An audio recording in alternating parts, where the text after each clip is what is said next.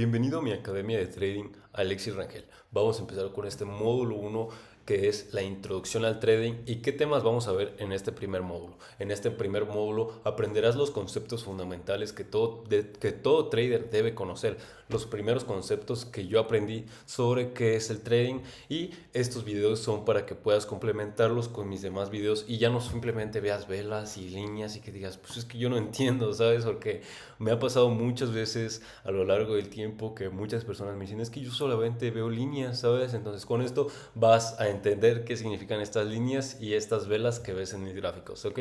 Entonces vamos a empezar con esta introducción al mundo del trading.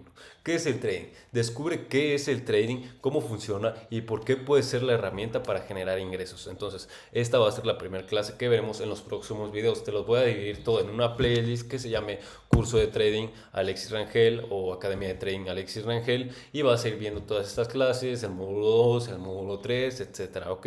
Entonces, vamos a ver todas estas clases. ¿Qué es un activo financiero? Aprende qué es un activo financiero y cómo representan el valor en los mercados. ¿Qué mercados financieros existen? Conoce los principales mercados financieros donde se operan los principales activos del mundo. ¿Qué es Bitcoin? Entiende qué es Bitcoin, cómo funciona y por qué las criptomonedas es la criptomoneda líder del mercado. ¿Qué son las criptomonedas? Descubre qué son las criptomonedas, cómo funcionan y su impacto en el sistema financiero. ¿Qué es una acción? Aprende qué es una acción, cómo representa una parte de una empresa y cómo se negocia en la bolsa. ¿Qué es Forex? Conoce el mercado de divisas Forex, el más grande y líquido del mundo. ¿Qué son los índices bursátiles? Entiende qué son los índices bursátiles y cómo reflejan el desempeño de un grupo de acciones. ¿Qué son las materias primas? Descubre qué son las materias primas, los principales tipos de su importancia en la economía global. ¿Cómo gana dinero un trader? Aprende las diferentes formas en las que un trader gana dinero en los mercados financieros y qué necesita para ser rentable. Conclusión del módulo 1,